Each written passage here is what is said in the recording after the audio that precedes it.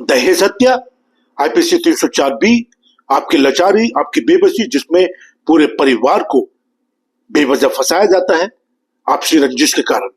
जी हाँ, ये एक्ट और फैक्ट और द टैक्ट, ये तीन चीजें बहुत इंपॉर्टेंट है आपके केस के अंदर। मैं गारंटी और बड़ी जिम्मेदारी के साथ कह रहा हूं, आप केस कभी नहीं हार सकते। अगर आपके खिलाफ कोई झूठा केस मढ़ा गया है तो आप कभी भी केस नहीं हार सकते। साथियों, आपको करना सिर्फ यही है कि एक अच्छे एडवोकेट से, एक काबिल एडवोकेट से अपनी बात को साझा करें, अपने एविडेंस पे काम करें, अपने मटेरियल एविडेंस पे काम करें, टैक्ट पे काम करें, फैक्ट पे काम करें, एक्ट पे काम करें। लोगों की बातों में ना है, क्योंकि फ्री की एडवाइस देने वाले ज्ञानचंद बहुत हैं। आपको यूट्यूब पे भी लाखों की तादाद में वीडियोस मिलेंगी, बट आपको अपना दिमाग अप्लाई करना है। मैं मान सकता हूं आपकी लाचारी, बेबसी, परेशानी, financial issue, but you have to be very careful. You have to choose a very, very good advocate who understand your charge sheet, you understand your FIR, who understand your other reports as well. It may be a medical report, FSL report, VISTA report, whatever. तो एक अच्छे advocate से बातचीत कीजिए, एक learning advocate से बात कीजिए। बार बार करो, क्योंकि एक गंभीर अपराध है। जब आप किसी अच्छे डॉक्टर के पास जाते हैं, उसकी सलाह पे चलते हैं, तो इलाज भी अच्छा होता है। इसलिए एक अच्छे एडवोकेट से अगर आप बात करते हैं, अपने साक्ष्य, अपनी दिल की बात, क्योंकि एक चीज बहुत क्लियर है कि अगर आपने अपराध नहीं करा है तो आपको डरने की जरूरत नहीं है। और अपराध के बारे में सिर्फ दो लोग जानते हैं, या तो वो जो अपराध करता है या वो जिस पर अपराध होता है। तो वकील क्या करते हैं? वकील उसको कानूनी जामा पहनाते हैं, दैट्स इट, ठीक है। बट वकीलों का इस कानून से आगे भी एक जिम्मेदारी है, वो है सामाजिक जिम्मेदारी।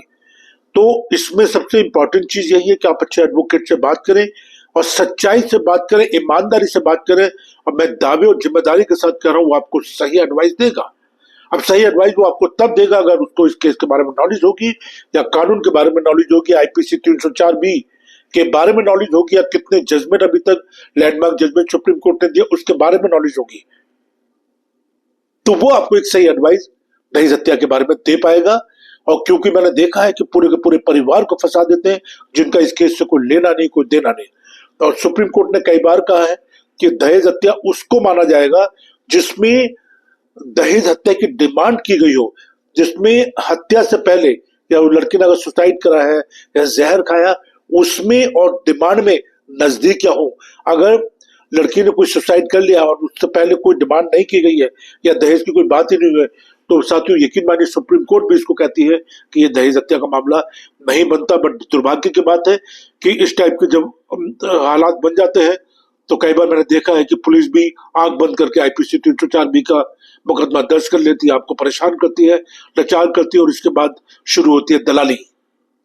बहुत सारे ज्ञानचंद ऐसे आ जाते हैं कि आप 5 लाख दे दीजिए। इवन जो लड़की के फैमिली के लोग होते हैं, वो लोग भी दलाल के रूप में आ जाते हैं, वकील के थ्रू आ जाते हैं कि 5 लाख दे दीजिए, 10 लाख, अपनी बेटी का सौदा करते हैं, 5 लाख दे दीजिए, 10 लाख दे दीजिए, 20 लाख दे दीजिए, मुकदमा वापस ले लेंगे, हम FIR वापस ले लेंगे। ये गलत है साथियों, ये समाज के लिए बहुत गलत संदेश है। हम अपनी बच्चियों को ना बेचें। अगर संदिग्ध अवस्था में आपकी बेटी की हत्या हुई है तो आईपीसी 304 बी का मामला बनता है, वो भी जांच का विषय बनता है। कारण कुछ भी हो सकते हैं, बिना जांच के ये तय करना गलत है कि आईपीसी 304 बी का मामला बनता है।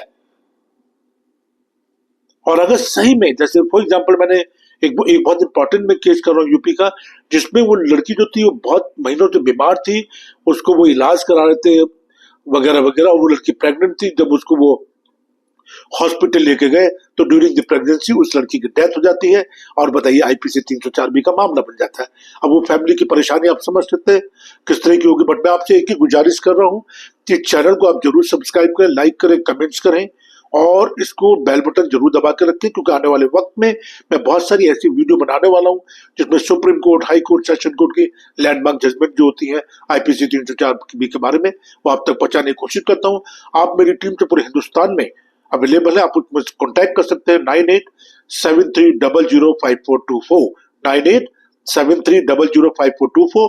अपने बच्चों को शिक्षित करें, अपराध मुक्त करें, देश के लिए सेवा करें, देश में शांति का माहौल बना करके। जय हिंद, जय भारत।